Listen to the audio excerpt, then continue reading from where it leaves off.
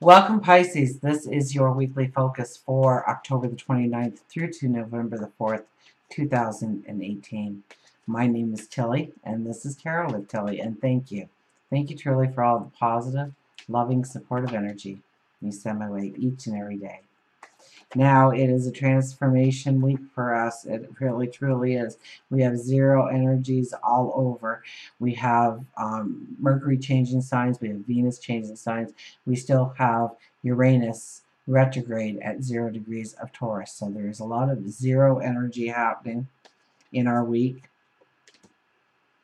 And they're personal planets for the most part, not Uranus, of course, but Mercury and Venus are.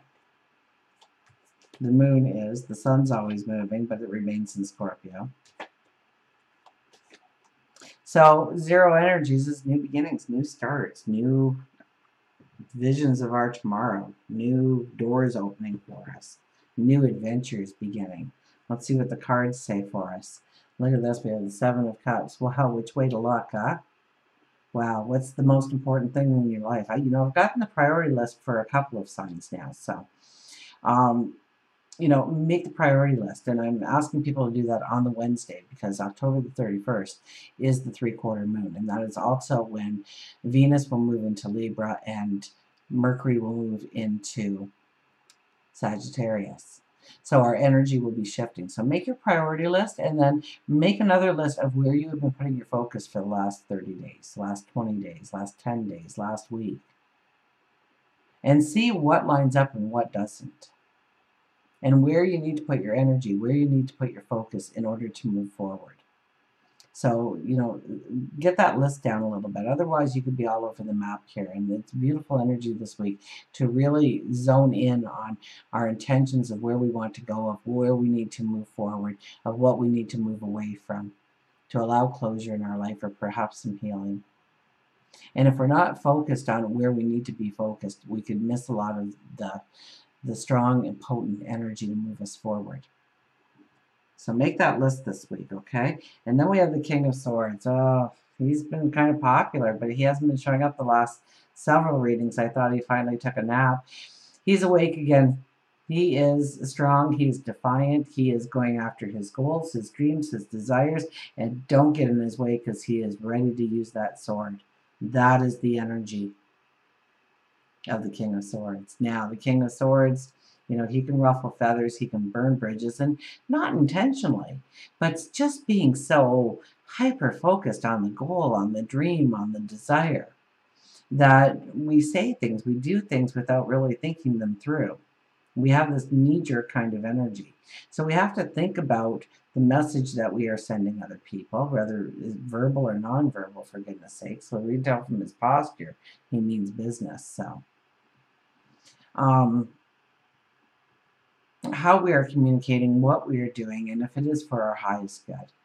If that's the message that we want to convey in the way, in the manner we are going to convey it or perform that action. And think it through, okay? Because you could very easily, just something small happening and all of a sudden we have this tension and drama happening in our lives and we're like, where did that even come from? And it was just from not thinking for a second about our choice of words or our actions that we are doing. So, and also, if you look at, you could always be the receiver for this energy. So, don't just jump to conclusions. Ask a qualifying question or two in order to understand if that's what they truly meant to do or say to you. We have the Ten of Swords. Now, I love the way they portrayed this card because the swords are not in your back. They are behind you. They are your shield of armor. They are your strength. They are your lessons and your challenges and your struggles and the chaos that you've gone through in order to get to now. And the sun is breaking through the clouds. The sun is starting to shine. And here we are starting to push ourselves off. We're starting to brush ourselves off. We're starting to get ready and determined about our path towards tomorrow. In fact, we are very determined with the King of Swords there. We have the Five of Pentacles. So it's time to wherever you are using the excuse on why you are not moving forward when it comes to your career or your role within the community, it's time to take away those excuses, those reasons why you can't move forward. It's time to say, I can do this. I can show my talents. I can show off my abilities. I can stand strong and proud of who I am and what I bring to the table. And I am worthy of so much more than I have at this moment in time. And I'm going for it. It's time to turn around. It's time to knock on the door of opportunity. It's time to see yourself going forward. Now, when I say this, the energy is more apt to pull you into this. You can't do it. It's too hard. So be cautious of your inner voice talking you out of moving forward, because this is a beautiful time. The door of abundance, you sit on the threshold of the door of abundance. All you need to do is turn around and knock on that door, or better yet, grab that door handle and move it. Walk through that door. Meet your tomorrow.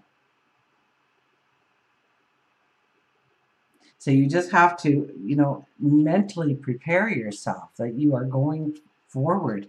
That when you're handing off that resume, it's like, I've already got this job, but we're going to go through the motions here. They're going to phone me, give me an interview. They're going to love me. I'm moving forward because this is where I want to work. This is what I want to do. This is where I see my career blossoming, or this is where my learning experience, my wisdom has brought me to.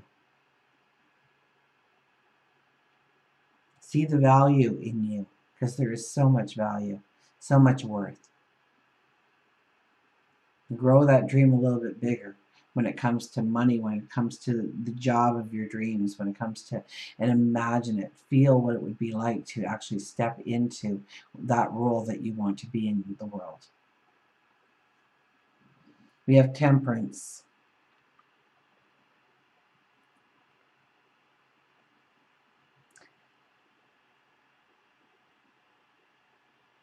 Well, we're working towards a balance, but it's our balance. And we're looking at our relationships and understanding which ones truly bring in a balance and which ones kind of leave us a little off kilter.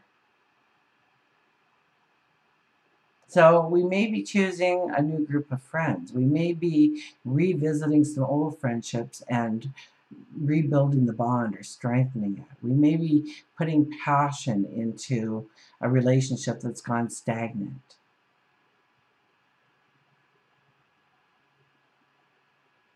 We may be walking away from a relationship that hasn't honored us or supported us or loved us in the way that we have loved.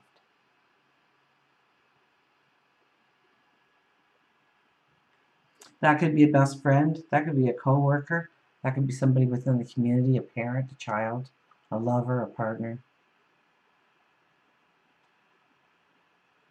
So where is the imbalance within relationships?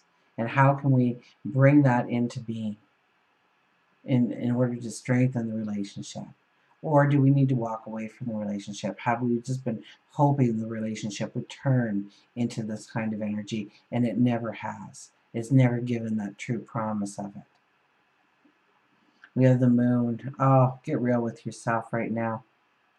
This kind of energy is like, get in front of the mirror, take off all your clothes, stand there, buck naked, and say, I love you, every part of you. There is nothing wrong. There is not a flaw.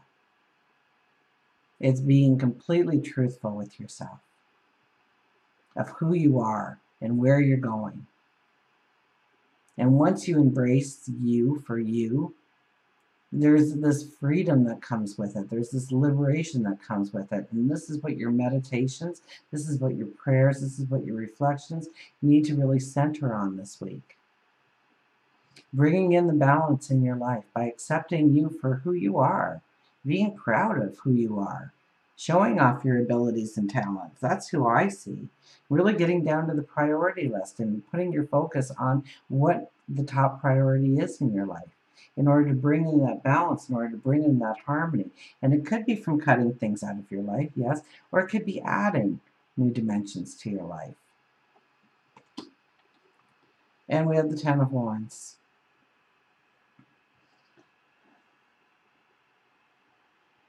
I was waiting for the rest and recuperation part of this reading because it's shown up everywhere for somebody. Or shown up everywhere for everybody.